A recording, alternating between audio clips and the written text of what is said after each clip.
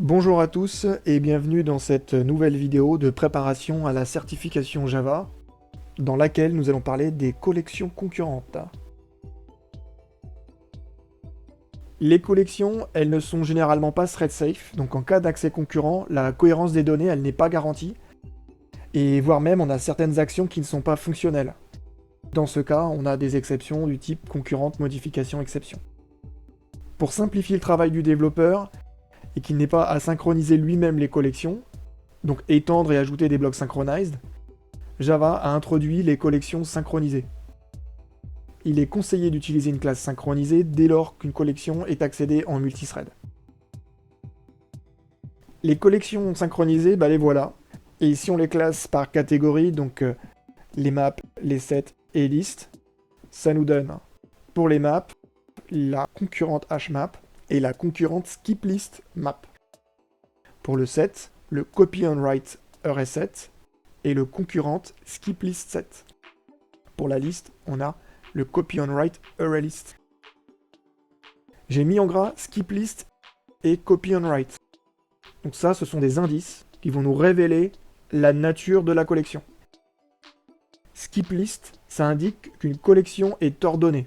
Donc ça va être un peu l'équivalent du tree map et du tree set. Donc la concurrente skiplist map et la concurrente skiplist set, elles sont donc ordonnées. Quant au copy on write, lui il indique que la collection elle va se dupliquer lorsqu'on la modifie.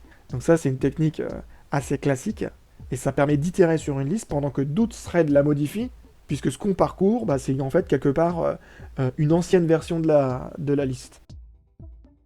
On a du copy on write pour les sets et pour les listes. On a parlé des maps, des sets, des listes, mais on a également les DQ et les queues. On a les concurrent linked DQ et queue, et des linked blocking DQ. Donc le blocking, là aussi, c'est un indice, et il indique une structure pour laquelle certaines opérations peuvent se faire dans un certain délai. Dans la précédente vidéo, on a parlé des blocking queues. Quand on est non-blocking, les opérations sont immédiates, donc soit elles se font, soit elles ne peuvent pas se faire, et on a une exception. La classe collection, elle possède des méthodes statiques intéressantes pour créer des collections synchronisées à partir de collections qui ne sont pas synchronisées. Vous avez des exemples ici, donc la classe collection que vous pourrez aller parcourir dans la Javadoc. Elle contient par exemple synchronize collection, synchronize list, et donc ces méthodes, elles prennent en entrée une collection ou une liste, et en sortie, elles retournent des listes et des collections, mais synchronisées cette fois. On a des méthodes dans collection qui vont synchroniser les listes, les maps, les navigable maps, navigable sets, les sorties de sets, les sorties de maps, on en a beaucoup.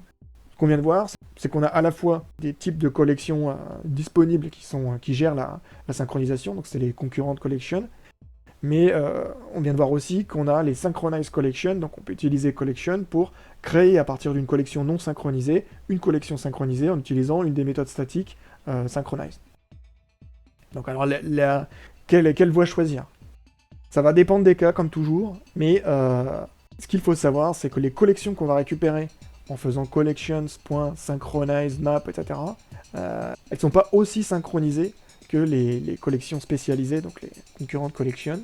Et donc pour les collections qu'on aura fabriquées à partir de collections non synchronisées, il faudra toujours, quand on va parcourir leurs éléments, synchroniser à la main avec un synchronized pour éviter les concurrentes modification exception, en tout cas d'avoir des erreurs au runtime. Merci à tous et à bientôt pour une prochaine vidéo.